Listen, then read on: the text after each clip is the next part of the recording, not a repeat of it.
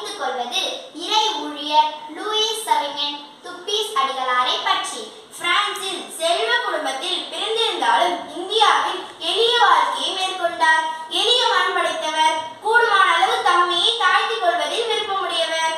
சாம்சனுக்கும் இயேசுவுக்கும் எவ்வாறு கழுதை உதவியதோ அவ்வாறே நானும் முடிந்தவரை மக்களுக்கு உதவ முயல்கின்றேன் என்று தன்னுடைய வாழ்க்கை பயணத்தை மேற்கொண்டார்.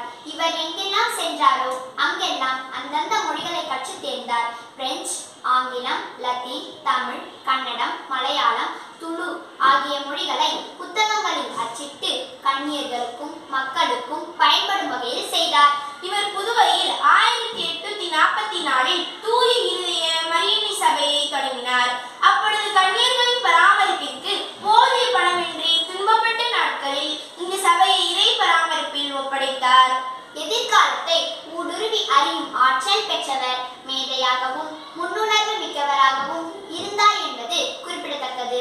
நமது தமிழ்நாட்டில் வாழ்ந்த காமராஜர், பெரியார் வாழ்ந்த காலத்திற்கு முன்பே பெண்கள் முன்னேற்றத்திற்காக கல்விதான் அவசியம் என்பதை நிலைநாட்டிய பெருமை இவரையே சாரும். துப்பீஸ் அடிகளார் சிறந்த சிந்தனையாளர். எதையும் கூர்ந்து நோக்கும் அறிவுள்ளவர். நினைவாற்றல் மிக்கவர். இவர் அச்சக நிர்வாக பணியை 34 ஆண்டுகள் புதுவையில் செய்தார். துப்பீஸ் அடிகளார் தமிழ் மொழிக்காகவும் தமிழ் இலக்கியத்திற்கும் அச்சகத்தின் மூலம் பெரும் பணியாற்றியுள்ளார். இவர் தமிழ் இலக்கிய இலக்கண சார்புடைய நூல்களை பதிப்பித்தார். சமய சார்புடைய மற்றும் சமய சார்பற்ற பல நூல்களை அச்சிட்டார். பாடல் நூல்களையும் அகராதிகளையும் வெளியிட்டுள்ளார்.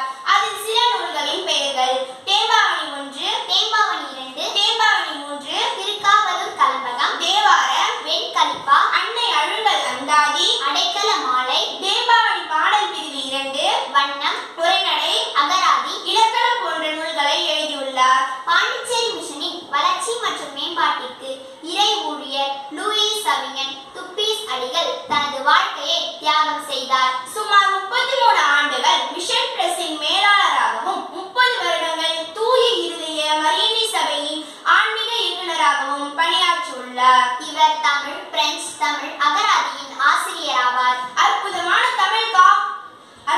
தமிழ் காவியமான தேம்பாவணியை மக்கள் எளிதில் புரிந்து கொள்ளும் வகையில் 4 பிரிவுகளாக பிரித்தார். கடவுளின் சேவகர், பெண்களுக்காக பாடுபட்டவர், பெண்களும் ஆண்களுக்கு சமம் என்று கூறுபவர் லூயிஸ் சவிஞன் துப்பீஸ் அடிகள். கடவுளின் மனிதர், பெண்கல்வி மூலம் பெண்கள் மேம்பாட்டிற்கு வித்திட்டவர். தலைமுறை தலைமுறையாக இவரது பெயர் பெண்கள் அதிகார